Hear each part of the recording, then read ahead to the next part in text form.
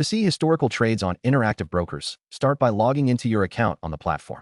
Once you are logged in, navigate to the Reports section, which can usually be found in the upper menu.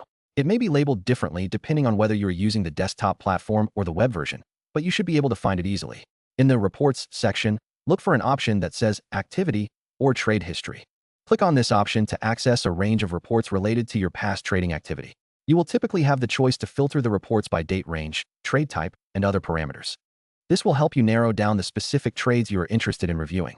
After setting your filters, click the Generate or View button to display your historical trades. You will see a list of trades that meet your selected criteria.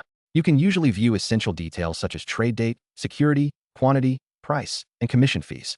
If you want, you can also download the report for further analysis. Look for the download option on the page, which may allow you to export the data in various formats like CSV or PDF.